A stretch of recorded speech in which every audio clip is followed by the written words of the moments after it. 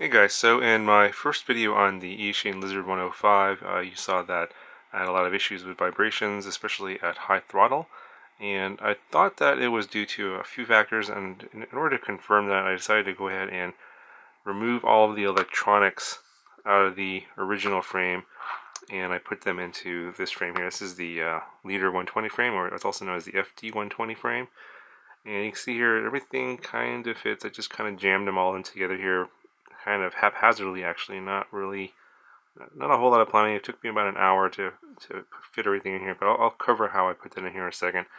But after I took the frame apart, I realized that, as I suspected, these points of failure here where the arms are connecting to these metal pieces are actually pretty loose, and they actually move up and down. Let's see here. So here's an arm that is moving up and down, and I'm not sure if it's going to come out on camera, but you can see how the arm just moves up and down like this. And I did try and tighten that screw there, or both screws, but I think that the holes that are cut into the arm here are bigger than the holes for the screw, so the arm has a lot of play in it. And even if you tighten the screws down all the way, the arm, as you can see, just moves up and down way too much here. So I thought that was one source of the vibration in the frame, and also the props, the Racer Store 2.4 inch props. So, and I obviously can't go to a 2.5 inch prop like I did here because the frame won't fit that. So I wanted to use the Gemfan 2540s, so I decided just to go ahead and rip everything out of here and put it into this frame. And the last problem that I discovered was after I had put everything in here and I flew the drone, I still had jello in the video, and it was a different kind of vibration jello. Basically, it looked like the image was going down, like I don't know, it's kind of hard to explain, but it was kind of doing this thing. But I know that the drone was flying fine because everything was nice and balanced. It sounded good when I was flying it, but basically the camera sensor here in this little metal housing was loose and was actually moving around. So when you take it apart, if you look at the back of the camera sensor, you'll notice that there's gaps between the edge of the camera sensor and the metal housing. So I stuffed some foam in those gaps to make sure that the camera couldn't rotate.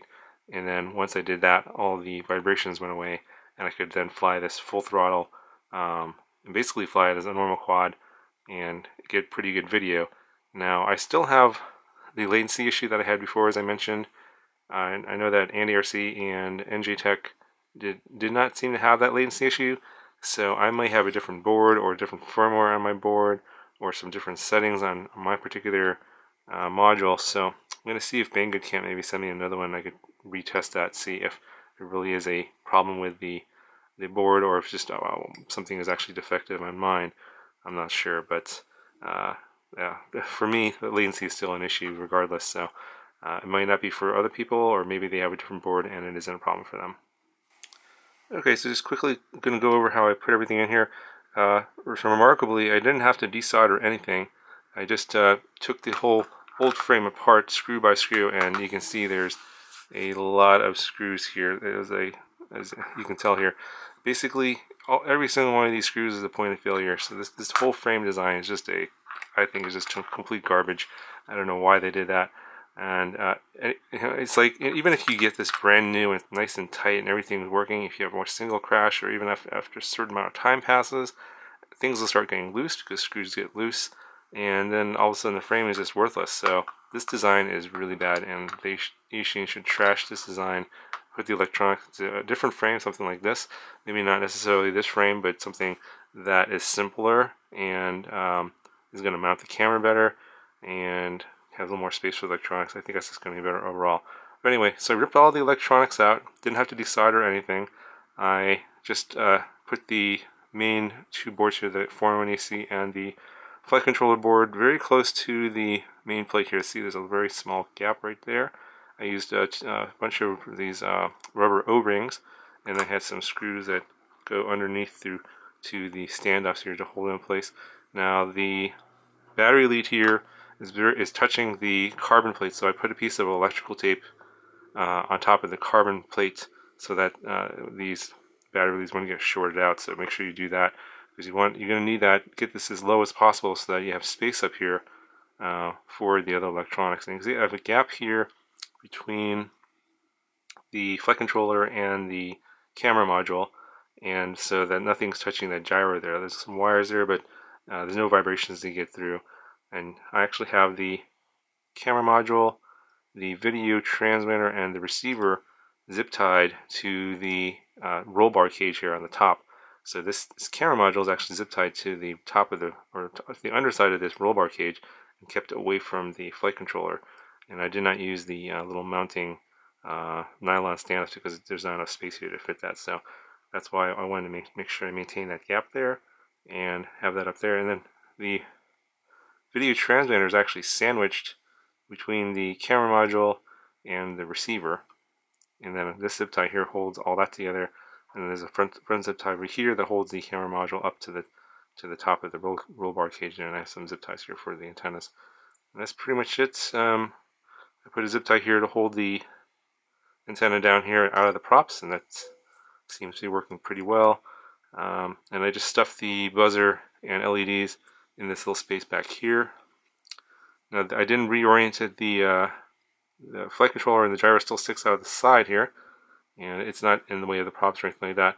And I know that some people mentioned that the vibration issues are because of the little ribbon cable sticking out, and I can assure you that that's not the case, because as you can see here, it's still sticking out, and I've eliminated pretty much all the vibration issues. So for those of you thinking that this is the cause, that's not necessarily the reason. It's a pretty stiff cable anyway, and a little bit of wind isn't going to cause that to move around too much. Now, as an additional precaution, I did go ahead and I did soft mount the motors here, and let's see if the camera will focus. See a small layer of TPU soft mounting there for the motors. Don't know if that's necessarily, if you're actually going to really need that or not. I just did that because I want to make sure that the motors and the props weren't a source of any vibration at all. These GemFan 2540s are very balanced anyway, and the motors all seem pretty smooth, so I've never really thought the motors were the source of the problem. This is a good frame anyway, so it's a 3mm bottom plate, so very little vibration is going to get through the arms to the flight controller, and that it turns out that all those vibrations are now eliminated from the frame, and then the only thing that was the problem of vibration was the camera. And this is a tricky way to mount the camera here. There's a gap between the side of the middle housing here and these two roll bar sides here. You can see there's a small gap here and here, approximately a millimeter, maybe a little bit more. And I have some M2 screws that go into the back side there, where there's a little 3D printed part that holds the sensor inside the housing. And so in order to maintain some space between the side of these two side plates here and the metal housing, there's a couple of rubber O-rings that are over the screw hole, and then the screw goes through all that into the 3D printed part that's in the back side of this sensor here. And then, as I mentioned before, on the back side of the sensor, you have to make sure that the sensor doesn't move, so I stuffed some foam back there, and then also stuffed some foam right here, and also right there, to make sure that the angle stays fixed and that it can't move due to any sort of vibration coming from the frame. And that seemed to have done the trick. Everything is now nice and solid, and it sounds really good in the air. Lots of power. I can go do full throttle punch outs. Everything seems to be working okay. And other than the latency issue, as I mentioned before, it flies pretty good. So as a result of the electronics transferred to this new frame, I actually reduced the weight. It's down to 81 grams from 87 grams. And I actually flew this on 3S, not the 4S LiPo that was originally included. I went with actually the old Lizard battery there from the original Lizard, the 3S Eachine. I think it's a 550 milliamp hour 3S. And that one worked fine. Plenty of power on these 2.5-inch props and the motors. I don't really feel that going to the 4S actually gives you that much more benefit, because you add more weight, but you don't really get that much more power. So you can try 4S if you want, but 3S I thought was more than adequate, and that's what I did for the flight demo.